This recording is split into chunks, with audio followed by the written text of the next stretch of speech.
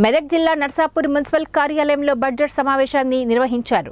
ముఖ్య అతిథిగా శాసనసభ్యులు సునీత లక్ష్మారెడ్డి సమక్షంలో బడ్జెట్ సమావేశం జరిగింది. Municipal chairman Ashok Goud, vice chairman councillors మాట్లాడుతూ నర్సాపూర్ పట్టణంలో నీటి సమస్య మరియు ప్రధాన రహదారిపై డివైడర్లను నియమించాలని, వేసవికాలం వస్తుందని దాని సందర్భంగా ట్యాంకర్లను ఏర్పాటు చేయాలని మరియు శ్మశాన వాటికకు వైకుంఠ రథం ఒకటే ఉందని ఇంకొకటి కూడా వచ్చే విధంగా చూడాలని సునీతారెడ్డిని కౌన్సిలర్ కోరారు. నూతన భవనానికి ఇప్పటి వరకు 4 లక్షల రూపాయలు ఖర్చు అయ్యిందని, అది త్వరలో పూర్తి అవుతుందని సమావేశంలో తెలిపారు.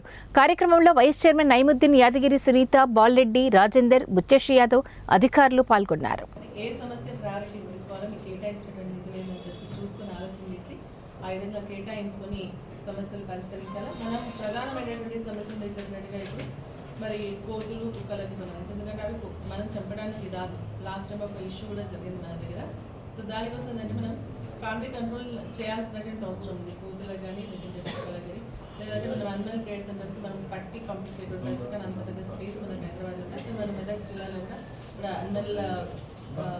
అనిమల్ బెర్త్ కంట్రోల్ సెంటర్ ఏదో స్టార్ట్ అవుతుందని చెప్పేసి చెప్తున్నా.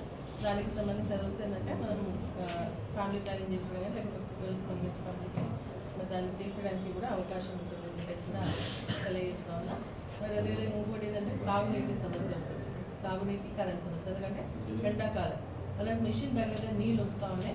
కానీ దానికి సంబంధించి పైప్ లైన్కి సంబంధించినట్టు కొన్ని ఇష్యూస్ ఉన్నాయని చెప్పేసి కూడా చెప్తా ఉన్నారు. మనం ఇంకొకసారి మార్చ్ ఫస్ట్ వీక్లో ఒక